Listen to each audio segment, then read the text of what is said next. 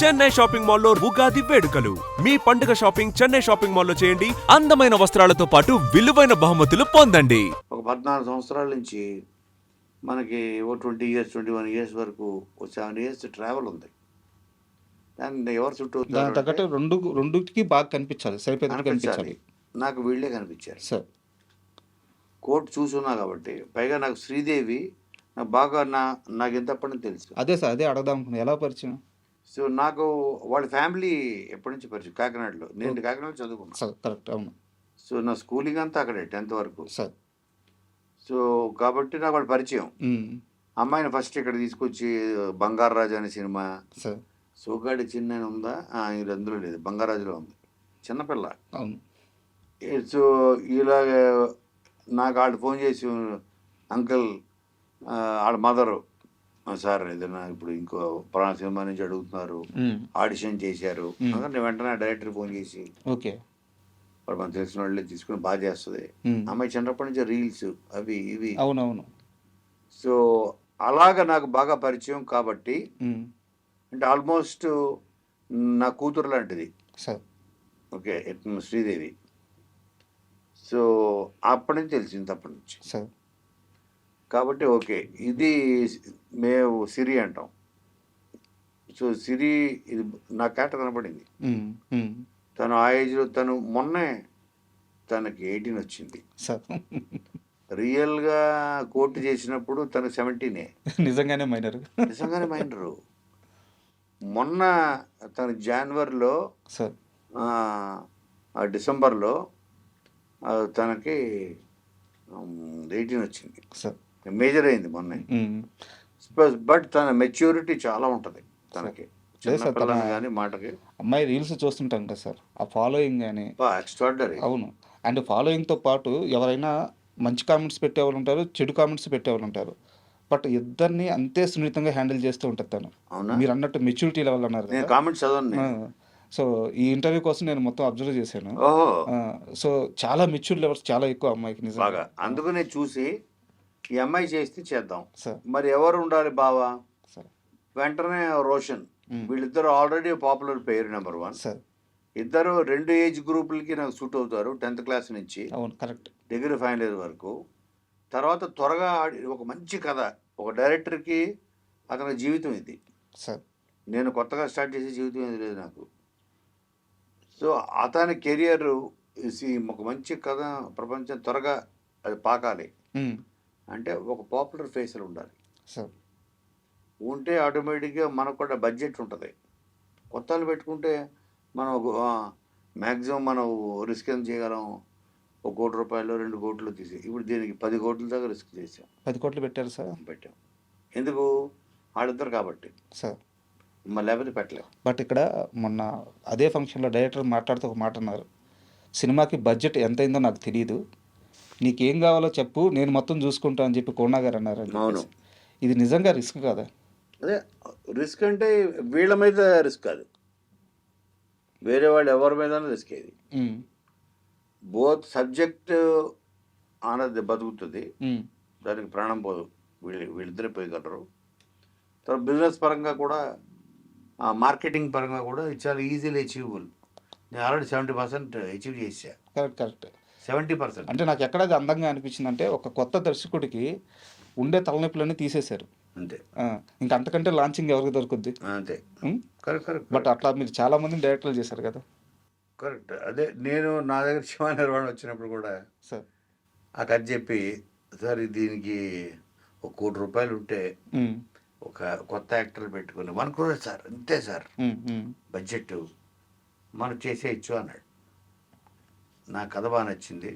దీనికి ఎవరో హీరోయిన్ ఏంటో వదిలేసి, కొత్తోళ్ళ చిన్నోళ్ళ పెద్దోళ్ళ వదిలి ఫస్ట్ దీని మీద కలిసి పనిచేద్దాం అని పనిచేసి ఒకరోజు నాని దీని హీరో అని చెప్పాను.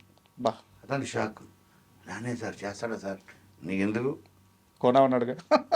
నేనైతే దానికి కథ చెప్పి తీసుకెళ్ళి కూర్చోబెట్టి, తను కూడా బాగా జడ్జ్ చేయగలరు. నాని జడ్జిమెంట్ చాలా బాగుంటుంది.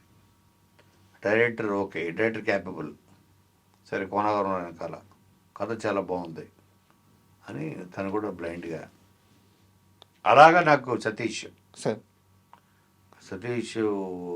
ఇప్పుడు తను నేను కొత్త వాళ్ళు అంటే కొత్త వాళ్ళు అనేవాడు. సార్ దీని ₹1,00,00,000 అయినా చేయాలంటే సరే ₹1,00,00,000 ఓకే సార్. ఇప్పుడు అంటే స్ట్రగుల్ పడి పడి పడి 10 సంవత్సరాలు సినిమా ఉంటుందా లేదా, మనం వెళ్ళిపోయి ఊరికి వెళ్ళిపోయి వేరేది ఏదైనా చేసుకోవాలా ఉద్యోగం.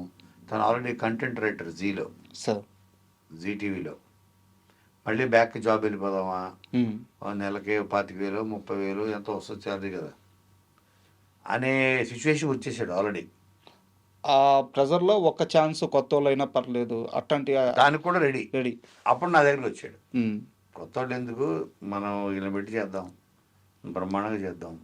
Top music director sir Vijay గారు, టాప్ లిరిసిస్టులు చంద్రబాబు ఇద్దరు, ఒకడు ఆస్కారు ఒకడు నేషనల్ అవార్డు, సార్ ఇద్దరు. అలాగ అందరినీ టాప్ టెక్నీషియన్లు ఇచ్చి నేను మెయిన్ క్రియేటివ్ హెడ్గా ఉండి సార్ అటు స్టోరీలో చేంజెస్, స్క్రీన్ ప్లేలో ఏది, డైలాగ్స్లో ఏంటి, అన్నిట్లో. సార్ ఎందుకంటే అది నా మనసుకి బాగా ఎక్కేసింది. కరెక్ట్. అండ్ ఇక్కడ మీరు రోషన్ గురించి మాట్లాడుతూ నానితో కంపేర్ చేశారు. టూ ఎర్లీ అనిపించట్లేదా? మా ఇంట్లో మా కజిన్ పిల్లలు ఉంటారు, వాడి క్రికెట్ అంటే ఇష్టం. సార్ వాడికి బ్యాట్ కొనిచ్చి, అరే నీకు ఎందుకు క్రికెట్ ఇష్టం అంటే నేను విరాట్ కోహ్లీ అవుతా అంటాడు. సార్ టూ ఎర్లీ రా అని అనలేం కదా. సార్ డ్రీమ్స్ అన్నది వాడు పుట్టినప్పటి నుంచే, తెలిసినప్పటి నుంచే ఆడుకుంటుంది. నేను పలానా వాడిని అంత అవుతా. బట్ వాళ్ళు అనుకోవడం వేరు, కోనా వెంకట్ గారు ఒక బ్రాండ్ వేయడం వేరు. అంతే కదా, జడ్జిమెంట్ ఇది. అదే సార్, అతని క్యాపబిలిటీస్ నేను కలిసి పనిచేసే కాబట్టి. మీరు ఒక్క సీన్ చూసుకుంటారు కదా మొన్న వ్యాలంటైన్స్ డే రోజు, ఆ ఒక్క సీను అతని పెర్ఫార్మెన్స్ ఎవరు చెప్పలేదు సార్. అతను ఫీల్ అయ్యి ఆ పాజులు, గ్యాప్లు తీసుకుని మాట్లాడడం, తాళి పట్టుకొని సార్ ఎప్పుడు నుంచోవాలి, ఎప్పుడు కూర్చోవాలి, ఎక్కడ ఎంత పాజ్ ఇవ్వాలి ఎవ్వరు చెప్పలేదు సార్. అతనే సీన్ లోపలికి వెళ్ళి, అతని ఏజ్ ఎంత 20 రోషన్ ఏజ్ ఫీల్ చేశాడు. అప్పుడు నేను ఆ మానిటర్ దగ్గర కూర్చున్నాను, నేను చూసి నేను షాక్ అయ్యా. ఆ రోజు ఫిక్స్ అయ్యా సార్ ఇతను మరో నాని అని ఎందుకన్నా అంటే ఇప్పుడు మనకి ఎన్ని బ్రాండ్లు వచ్చినా మనకి పేస్ట్ అనగానే మన ఇంట్లో అమ్మమ్మల దగ్గర నుంచి ఫస్ట్ చెప్పేది కోల్గేట్ అంటారు. అలాగా, ఎందుకంటే అదొక నమ్మకం, అదొక ప్రామాణికం. అంతే, కరెక్ట్, ప్రామాణికం అయిపోయింది అది. అలాగే తను ఎన్ని సినిమాలు ఎన్ని క్యారెక్టర్లు మార్చినా ఆ క్యారెక్టర్లో కనబడతాడు సార్. తప్ప నాని ఫస్ట్ సీన్ తర్వాత నాని ఉన్నాడు, ఇంకా కరెక్ట్ సార్, ఆ పాత్ర అయిపోతాడు. అది నేను రోషన్లో చూశాను. సూపర్. దానికి ఏజ్ ఏముంటుంది, 10 సినిమాలు చేసినంత, ఇప్పుడు ఇంకొక 20-30 సినిమా చేసినంత మాత్రాన అతను మళ్ళీ అక్కడి నుంచి యష్ అయిపోడు కదా. ఆ న్యాచురల్ స్కూల్ని పట్టుకోగలిగే శక్తి, ఆ పెర్ఫార్మెన్స్, క్యాలిబర్, కెపాసిటీ అతను నాకు అలా అనిపించింది. సూపర్. కొన్ని సంవత్సరాల క్రితం, అంటే మరి ఎక్కువ కాదు, ఒక 1.5 year బ్యాక్, 1 year బ్యాక్ రాము రాథోడ్ గారిని కలిశాను. భయ మంచి పాటలు ఇస్తున్నా, పెద్ద వ్యూస్ వస్తున్నాయి, సినిమాల్లో పాటలకు కూడా దాని వ్యూస్ నాకు వస్తున్నాయి, మంచి సినిమా ఛాన్సులు రావట్లేదు భయ అని చెప్పి చాలా బాధపడ్డారు. అవునా? నిన్న రిలీజ్ అయిన పాట అవును, తిప్పుకుంటున్నా, కుమ్మేస్తుంది. తనే మాట్లాడుతున్నా ఇప్పుడు నాతో బయట, తనే ఫోన్, సార్ అసలు ఊహించలేదండి. ఎంత హ్యాపీగా ఉన్నారంటే వాళ్ళ ఫ్యాన్స్. మీరు ఆ పాట ఓపెన్ చేస్తే కింద కామెంట్ సెక్షన్కి వెళ్తే మీరు చూడండి, రాము రాథోడ్ గారిని ఎంతమంది అభినందిస్తున్నారో, మీకు ఎంతమంది థ్యాంక్స్ చెప్తున్నారు. సో అండ్ పాట సూపర్ హిట్ అయింది. జెన్యూన్గా కష్టపడే ఒక మనిషికి మీరు ఒక అద్భుతమైన ఛాన్స్ ఇచ్చారు. ఎలా కలిశారు రాము రాథోడ్ గారిని మీరు? రాము రాథోడ్ని అసలు నేను కలవలేదు, సార్. ఇప్పటిదాకా కలవలేదు. అంటే ఇప్పుడు